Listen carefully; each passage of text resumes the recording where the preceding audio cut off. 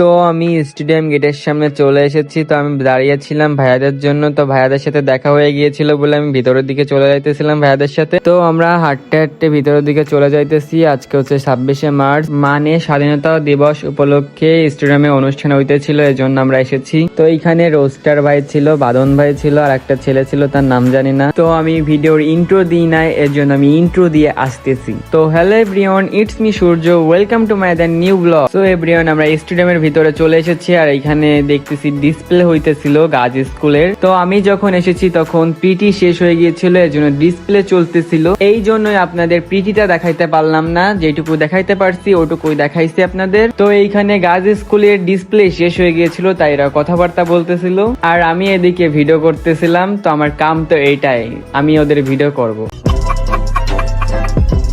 তো এইখানে আমি ভিডিও করতেছিলাম বলে এখানে কিছু মেয়ে মুখে হাত দিয়ে দাঁড়িয়েছিল।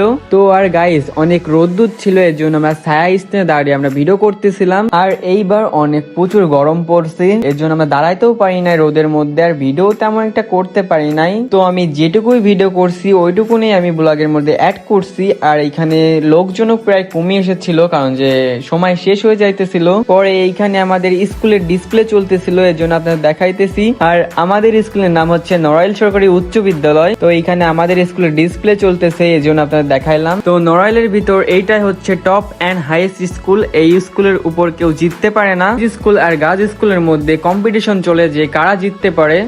আর আমি আজ পর্যন্ত দেখিও নাই যে আমাদের স্কুলের উপরে কেউ বেশি ট্রফি পেয়েছে। তো যাই হোক গাইস, ভিডিওটা ভালো লাগলে লাইক শেয়ার কমেন্ট করে দেবেন। আর দেখা হচ্ছে নেক্সট কোনো ব্লগে, ততক্ষণে বাই বাই।